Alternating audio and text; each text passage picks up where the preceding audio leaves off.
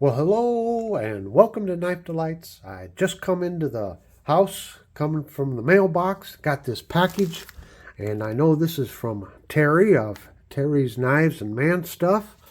He sent me a fish knife to clean up. Whoop, I'm supposed to do this professionally. There's a professional opening. Anyway, I'm going to open this package up with this great Spyderco.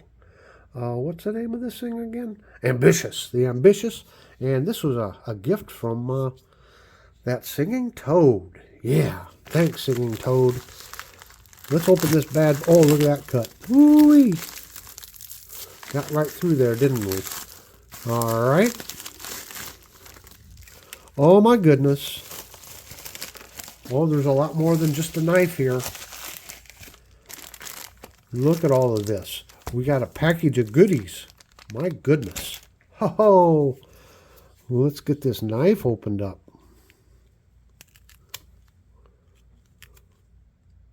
So let me just cut through this tape here.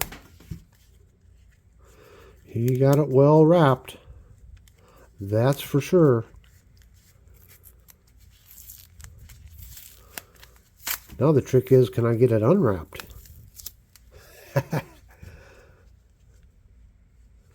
Well, what do we got here? Well, this is going to be a 20-minute video just getting this knife out. Oh, I don't know if you caught his Terry's video the other night. He got a new case knife, and my goodness, was that man enthusiastic. But I had to put a snarky comment on there. I says, the next time you get a knife like that, can you be a little bit more enthusiastic in your video? Boy, was he like a kid in a candy shop. Yeah. Oh, here we go. Now we're getting to it. And we got a note inside. Oh, I'm glad I didn't destroy that. I save all these notes. Just so everybody knows, I keep all of this. Okay, he says 1946 to 56. And make sure we ain't got nothing else. Oh, look at this. This is a large one. This is a big bad boy here. Oh, yeah. This is going to be a traveling knife. Yeah, nice big two-bladed. Oh, look at this one. I'll have to get one out to compare it to. Here's the fish knife. And we got the unboxing done here. Let's just go through this here real quick. I'll just get this out. And then we're going to get set up to do a cleaning on this. And I am so excited. Terry, thank you so much for trusting me with this knife and to do a cleanup video on it. Oh, here's another note. It says, thanks, Tom, for all you do. Can't thank you enough. The yellow bag is for you to keep for yourself. Thanks, Terry. Well, Terry, thank you so much. Oh, boy. We got us a Swiss Tech. Oh, cheapers.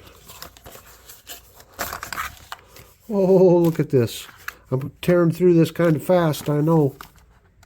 We'll look at it some more here in just a minute. Let's get this initially out of here. Got a paracord and a carabiner. Oh, and a handy little whetstone. Oh, no. Hey, look at that. Old Glory. I love that. That's for sure. And we got one more to get unwrapped. Now we got a 25-minute video going. Yeah. Let's just see what we can do here.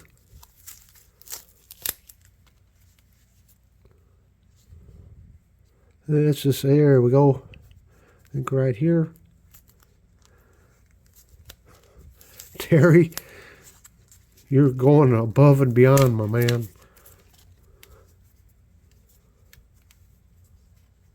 See if I can get this one off now. This is exciting. He's making me work for it, though, ain't he?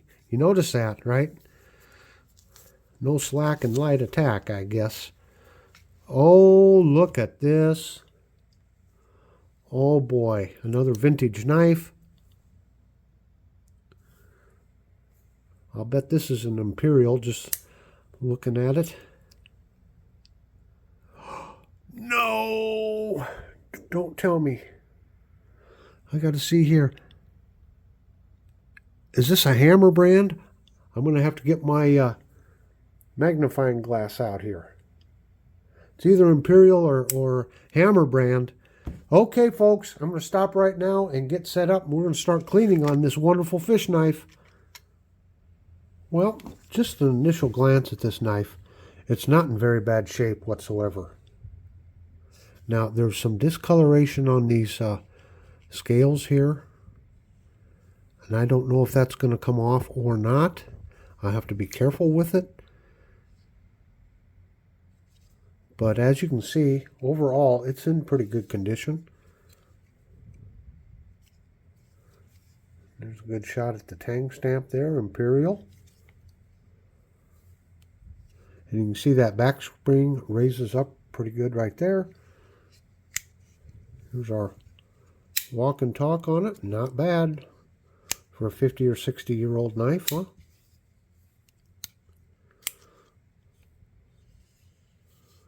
But we will try to get this great knife fixed up. This one's just a little weak. But then again, we're talking about an old knife. Who knows how much it's been used. But we look down into the channels there. Channels are pretty clean or clear of any pocket lint or anything. Kind of a little bit rusty down in there. So, I don't have to do any initial cleaning beforehand, but you know I'm going to start out with the mineral oil, and let's just let this great knife soak in there for a little bit. Got some clean mineral oil in there, and I had to go to a larger tub because it didn't fit in my normal tub. It's too long. So there we go. Let's let her soak. Well, while that fish knife is soaking in the mineral oil, let's go over these other things here real quickly. I don't want to short this out here by any means. But look at this wonderful paracord carabiner. Of course, cordage is one of the C's you should always have on you. It's nice to have something to tie with. And a carabiner just comes in very handy at hanging things up, especially out in a campsite. So, yep, nice paracord carabiner. I did look at this tang stamp on this knife here, and this is a Hammer brand. And the tang stamp's kind of worn, but it is definitely a Hammer brand. And this knife is probably at least 80 years old because, and I'm going off the top of my head, sometime in the very early 40s, or 1940 or early 40s, Imperial bought out Hammer brand. So that tang stamp wasn't used, I don't believe, after that. So this is probably about 80 years old. And of course we got the Old Glory pin. I just love that. You can never have enough of those. This little whetstone, these are so handy. Keeping your car, keeping your, if you have some sort of an emergency EDC kit, keeping a little simple stone like this in your kit can be very handy. And then this, I was taken aback at this. This Swiss Tech Listig 7-in-1 multi-tool knife. It has G10 scales. It looks like they're sold exclusively through Walmart. It was developed by some gentleman in Ohio, I believe, in his garage back in the 1990s. Now they're distributed by Great Star Limited, designed in the U.S. and made in China. So, yeah, G10 scales. This is very lightweight. Of course, you got your good knife there. Got your file, screwdriver tip, and scissors. I think that's scissors here. I'll get them out here real quick. Yep, there's some scissors. And, okay, toothpick and tweezers. This is another very handy little knife to carry in some sort of an emergency EDC kit. As a matter of fact, I've been planning on doing a video on my emergency EDC kit. So you'll probably see this come up in that video too. It's very busy here in the Knife Delights International Recording Studio. I got about 3 projects going on all at once. But I'm really looking forward to working on this knife and getting it going. So the next segment you'll see is where I'm starting to clean that knife up.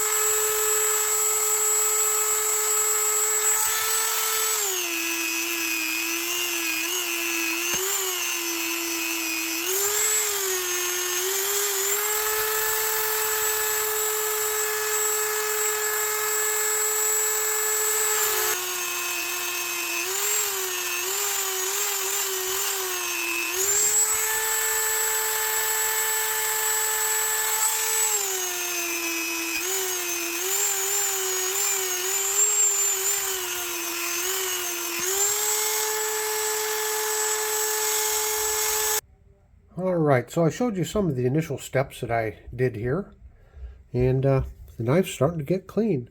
Came out of the mineral oil, got it all wiped down good. You can see this cover's looking really nice right there. On this side, you got those brown tinges. I think that's rust that's coming up through. This is kind of like a celluloid material, I believe. Celluloid covers.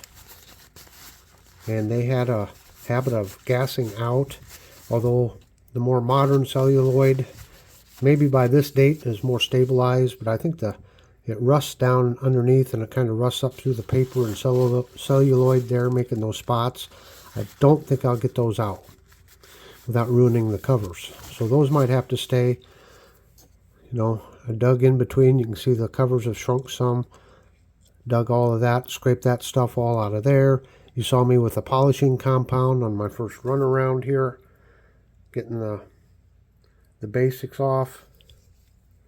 You got to clean these back springs. As you can see, that oil keeps seeping out and it looks dirty again, so I'll probably have to just keep scraping on those. And you can see the dirty mineral oil still coming out of the pivots here. Although that tang stamp cleaned up really nice. So it's just a matter of repeating your steps over and over. But, you know, for my first initial go around, it's looking pretty good. Now, I'll do a lot of work on this off camera because it's going to take some time. And I don't want the video to go on too long. It's already going to be a long one. You can see the fish scaler there. That's cleaned up pretty nice. And I'll be able to get some more of that off there too. And then down in the channels, as you can see, got a lot of stuff.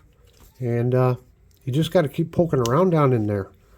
Like this area here still needs cleaned some.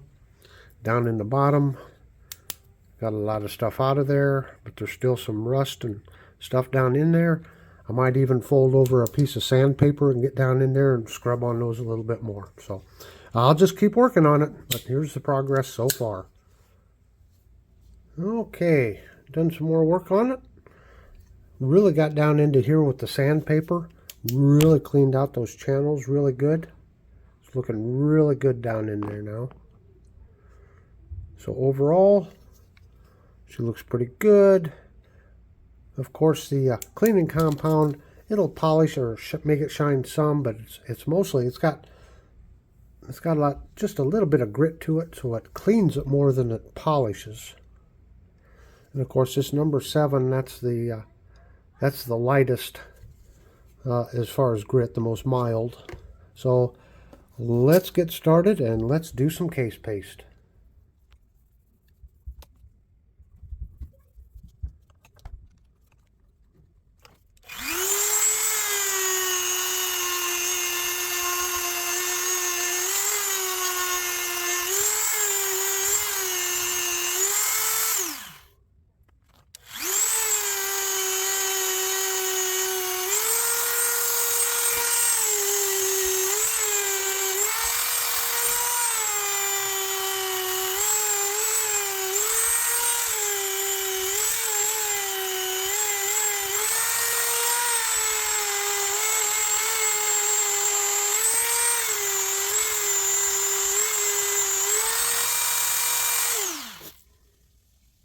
Okay, here we are at the end of round 1 with the case paste.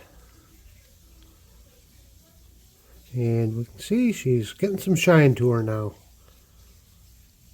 So I'll just have to continue. I don't know how many times I'll go over it.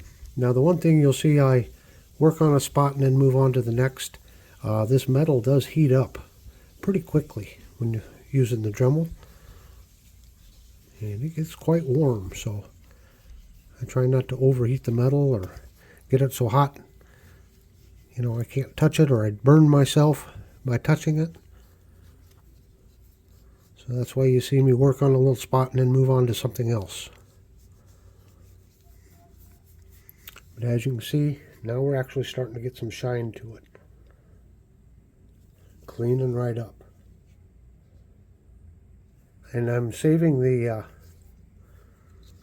fish scaler blade last because that tears up these felt things. And, you know, the reality is it doesn't have to be finely polished anyway. It just needs to be clean. I mean, we'll get it looking as best we can. There you go. We're starting to get some shine to it now. So, I'll just keep working on it. Well, this is what I ended up with. A little bit disappointed I can't get some of the areas, you know, nice and evenly shined. There are some blemishes here and there yet. But as you can see, she's got a pretty good shine to her.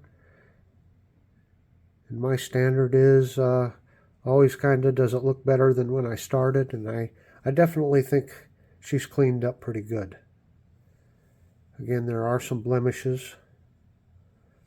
It was hard to get it polished up evenly. Here's our blade. Of course, every time I open and close it and touch it, I get fingerprints and stuff on it.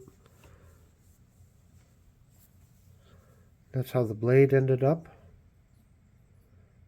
You can see some of them blemishes in there. They just don't want to come out.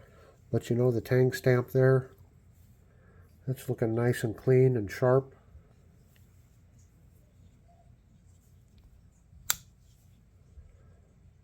I have restored the walk and talk to it. It's pretty good walk and talk.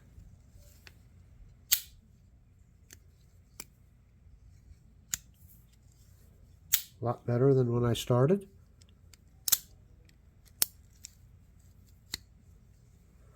Now this one I didn't do so much of a high polish on it.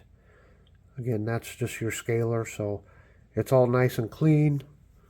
And you know, these things really chew up your felt wheels, so I didn't go any further on this one, but I still think it looks pretty nice. And of course our bolsters, they've shined up pretty nice.